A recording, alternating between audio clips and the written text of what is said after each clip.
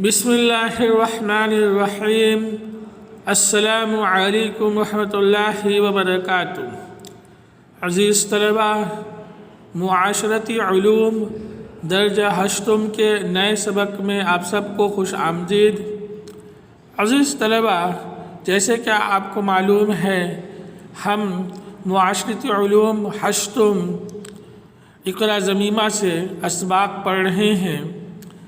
آج کا ہمارا سبق حضرت شاہ اسماعیل شہید رحمۃ اللہ علیہ سے متعلق ہے۔ سبق کتاب کے صفحہ نمبر 19 سے شروع ہے۔ کتاب کھول لیں اور سبق پر لازمی نظر رکھیں اور اہم نکات، اہم پوائنٹس کو ہائی لائٹ کریں، انہیں بعد میں ضرور یاد کر لیں۔ آئیے عزیز طلباء، سبق شروع کرتے ہیں۔ شاہ ولی اللہ کا خاندان ایک علمی خاندان تھا۔ ہر شخص علم کا ایک سمندر تھا۔ قرآن و حدیث سے خوب واقف، عربی اور فارسی زبان میں ماہر، تقریر کے فن میں استاد، لیکن یہ لوگ علمی انداز میں دین کی خدمات انجام دے رہے تھے۔ شاہ اسماعیل شہید اس خاندان کے پہلے شخص تھے جنہوں نے علم کے ساتھ ساتھ جہاد بالسیف کی بھی ابتدا کی۔ عزیز طلباء، جہاد بالسیف سے مراد کفار کے خلاف دفاع اسلام کے لیے اور اللہ پاک کے نام کی سربلندی کے لیے تلوار کی مدد سے جہاد کرنے کا نام ہے۔ بالسیف سے مراد تلوار ہے اور جہاد قتال کی ایک صورت ہے۔ جہاد کی مختلف قسمیں ہیں، اس میں جہاد بالقتال بھی ہے، جہاد بالسیف کا دوسرا نام آپ کہہ سکتے ہیں۔ موجودہ وقت میں تلوار تو نہیں ہے، تاہم ہتھیار کی جو صورتیں موجود ہیں اس صورت میں آج بھی ہم جہاد بالسیف کو سمجھ سکتے ہیں۔ انہوں نے دستور کے مطابق اس وقت کے جو طریقہ کار رائج تھا اس کے مطابق اپنی تعلیم مکمل کر لی تو ورزشی کاموں کی طرف متوجہ ہوئے، کیونکہ جہاد کی طرف پیش قدمی کرنی تھی، ہندوستان کے اندر دوبارہ عملی جہاد کی بنیاد رکھنی تھی، تو اس کے لیے بہت ضروری تھا کہ جسمانی طور پر طاقتور ہوں۔ یہی وجہ ہے کہ اپنی تعلیم مکمل کرنے کے بعد شاہ اسماعیل شہید رحمۃ اللہ علیہ ورزشی کاموں کی طرف متوجہ ہوئے۔ اس زمانے میں مرزا رحمۃ اللہ بیگ پٹہ اور گتہ کے ماہر مانے جاتے تھے۔ عزیز طلباء، پٹہ اور گتہ فن سپاہ گری کے دو طریقہ کار ہیں۔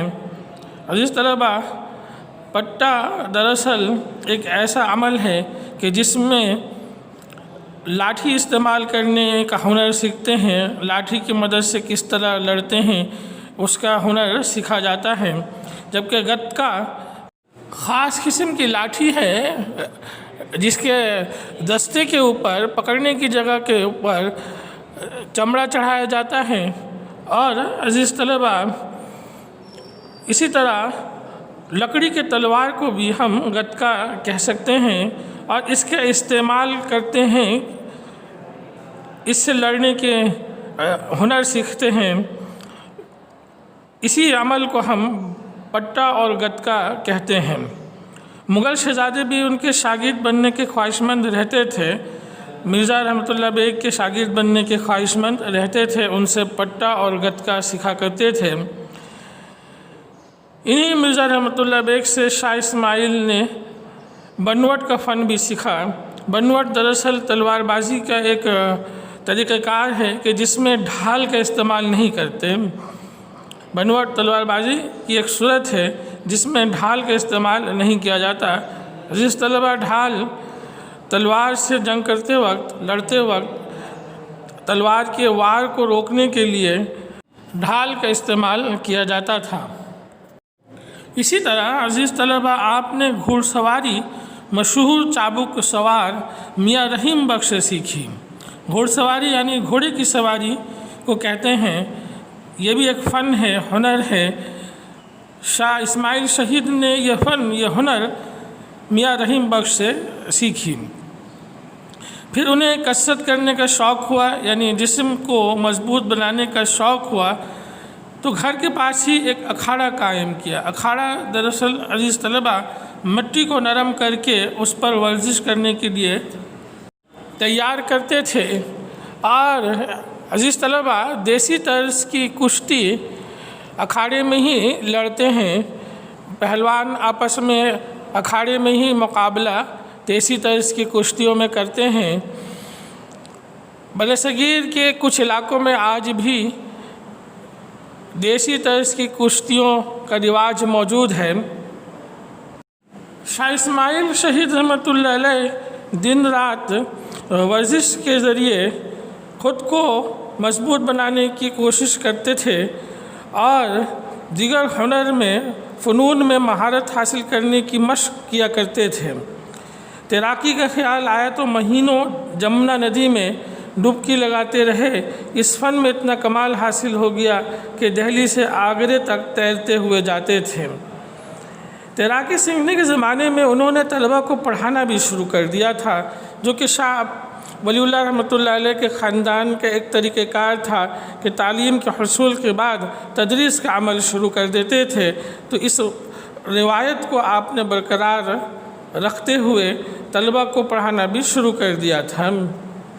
شاگرد کتابیں لے کر جمنا کے کنارے پہنچ جاتے، شاہ اسماعیل تیرتے ہوئے آتے، سبق دیتے اور پھر پانی میں ڈبکی لگا دیتے۔ انہوں نے تپتی ہوئی زمین پر ننگے پاؤں چلنے کی مشق بھی کی تھی تاکہ مشقت برداشت کرنے کی صلاحیت پیدا ہو جائے۔ وہ فتح پوری مسجد کے صحن میں دوپہر کے وقت کئی گھنٹے چلتے رہتے۔ شاہ اسماعیل شہید رحمۃ اللہ علیہ نے بندوق چلانا بھی سیکھا۔ نشانہ باندھنے میں اتنے ماہر ہو گئے کہ اڑتی ہوئی چڑیا کا بچ نکالنا آپ سے مشکل تھا۔ آپ کے نشانے سے بچ نکلنا چڑیا کا بہت ہی مشکل تھا۔ خود کہا کرتے تھے، ناممکن ہے کہ جانور میرے سامنے آئے اور وہ زندہ بچ نکلے۔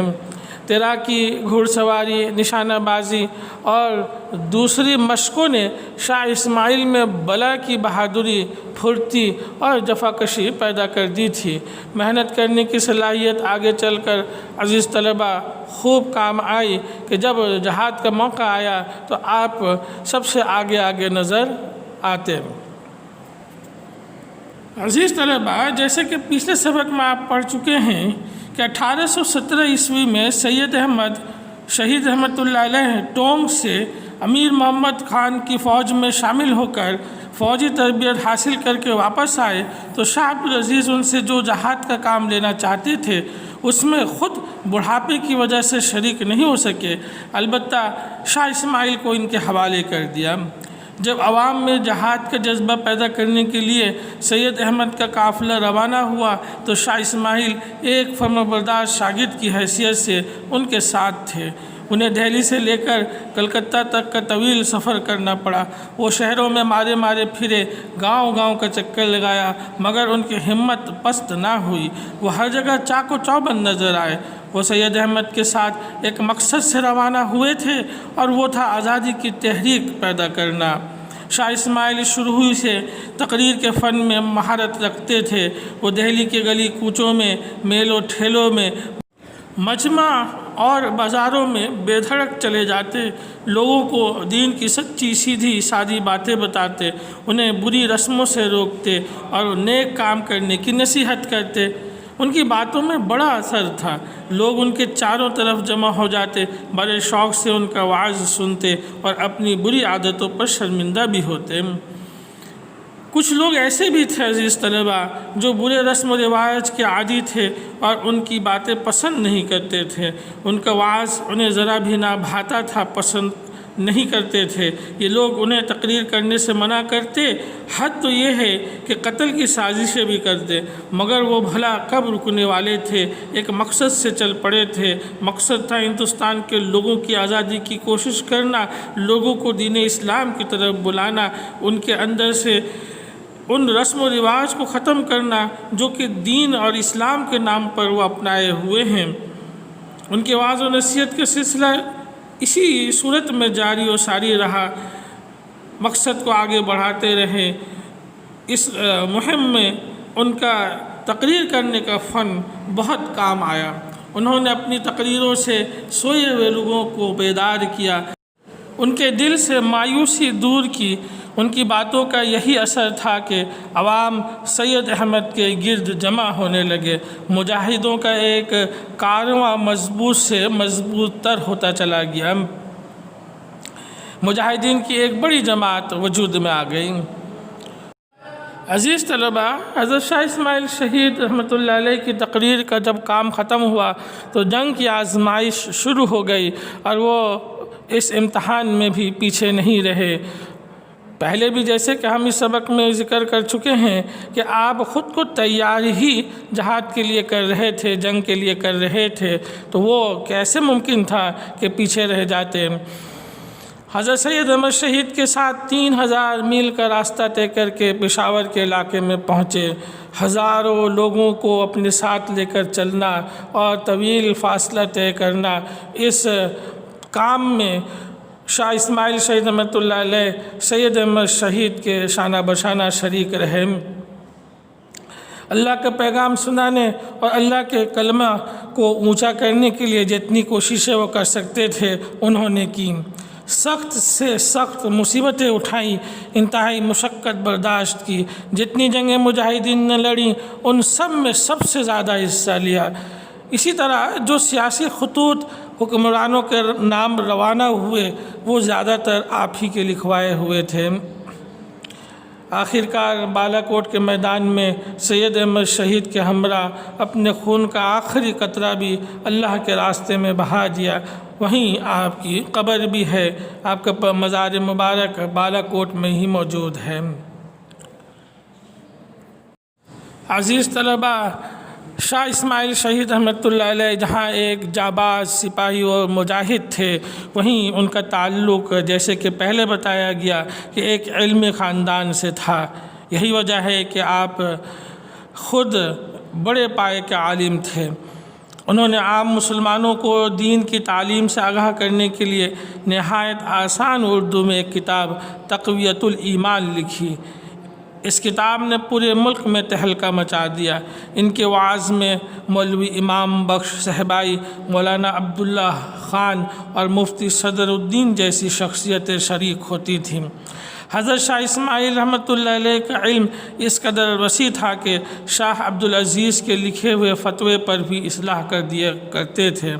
شاہ عبدالعزیز آپ کے چچا تھے اور شاہ ولی اللہ کے بڑے فرزند تھے اور ایک بڑی علمی شخصیت تھی۔ آپ کے فتووں پر اصلاح کر دینا شاہ اسماعیل رحمۃ اللہ علیہ کی علمی قابلیت کا منہ بولتا ثبوت ہے۔ چچا خوش ہو کر اسی لیے تو کہا کرتے تھے، الحمدللہ ابھی ہمارے خاندان میں علم باقی ہے۔ ایک موقع پر شاہ عبدالعزیز ان کے علم کا اعتراف یوں کرتے ہیں، اسماعیل رحمۃ اللہ علیہ کا علم محدود نہیں، اسماعیل کا علم محدود نہیں۔ لیکن جب آزادی کا مسئلہ سامنے آ گیا اور جہاد کی تحریک اٹھی تو یہی شاہ اسماعیل سید احمد شہید کے ایک معمولی شاگرد بن گئے اور ایک فرمانبردار کی طرح ان کے پیچھے ہو لیے۔ ان کا ہر حکم بجا لائے، ان کی فوجی قیادت میں اپنے علمی مرتبے کا کوئی خیال نہیں کیا، اور تحریک کی کامیابی پر اگر کچھ کہا تو عزیز طلباء صرف یہ کہا، میرا کوئی کمال نہیں۔ عزیز طلباء، آپ سے درخواست ہے کہ کتاب سے اس سبق کو ایک سے زائد مرتبہ ضرور پڑھیں اور سبق حاصل کریں کہ ہمارے اکابرین نے کس طرح زندگی گزاری، ان کی تربیت کیسے ہوئی اور کس طرح وہ دین پر چلتے ہوئے اپنی زندگیوں کو سنوار گئے۔ ہمیں بھی انہی کے طریقے کے مطابق چلنے کی کوشش کرنی ہے۔ دعا ہے کہ اللہ پاک ہم سب میں اکابرین کی خوبیاں پیدا کر دیں اور ہماری نجات کے ذریعہ بنا دیں۔ عزیز طلباء، اب آپ سے گزارش ہے کہ اس سبق سے اہم باتوں کو نوٹ کر کے لازمی ذہن نشین کریں اور پچھلے اسباق کے سوالات و جوابات جرنل پر ضرور تحریر کر لیں اور فہرست بھی تیار کر لیں اور جوابات کو ترتیب کے مطابق ضرور یاد کریں تاکہ امتحان کی تیاری بھی چلتی رہے۔ عزیز طلبہ، اگلے سبق کے ساتھ پھر حاضر خدمت ہوں گے۔ آپ سب کا بہت بہت شکریہ۔ السلام علیکم ورحمۃ اللہ وبرکاتہ۔